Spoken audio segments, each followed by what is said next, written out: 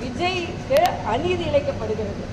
ஒரு ஆர்ப்பாட்டத்துக்கு ஒரு கூட்டத்துக்கு அனுமதி கேட்டால் அந்த அனுமதி மறுக்கப்படுகிறது. ஏன் எதிர்கட்சிகளின் உரிமை பறிக்கப்படுகிறது நாங்கள் கேட்குறோம். நாங்களும் எதிர்கட்சியாக இருக்கோம், தம்பி விஜய் எதிர்கட்சியாக இருக்காரு.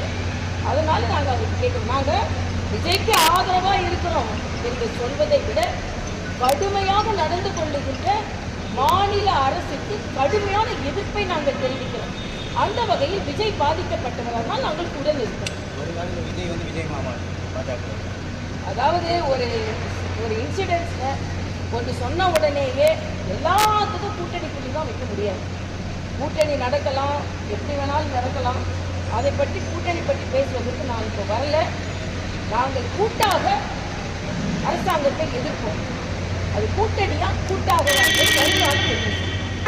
எல்லாவற்றிற்கும் அரசாங்கம் பொறுப்பேற்க வேண்டும். நீங்க 10,000 பேருக்கு சொன்ன உடனே நீங்க ஒரு கோடு போட்டு 10,000 தான் வரும்னு சொல்ல முடியாது. அட்மினிஸ்ட்ரேஷன்ல இருந்திருக்கேன். 10,000 அவங்க சொல்றாங்க.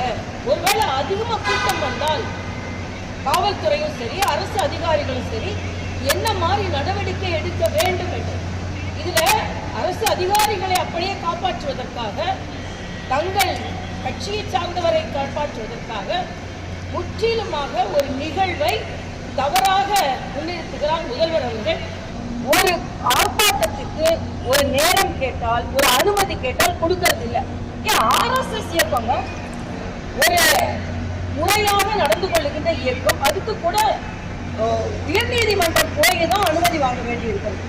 அண்ணா யூனிவர்சிட்டியில ஒரு பெண் பாதிக்கப்படுகிறார் என்று என்னை உட்பட, நான் உட்பட ஆர்ப்பாட்டம் நடத்த ஒரு வார்த்தை சொல்லக்கூடாம இதெல்லாம் முடிச்சு பேங்க்ல எழுதுறாங்க. ஆனா அதே அவங்களை கூட்டணி கட்சி தலைவர்கள்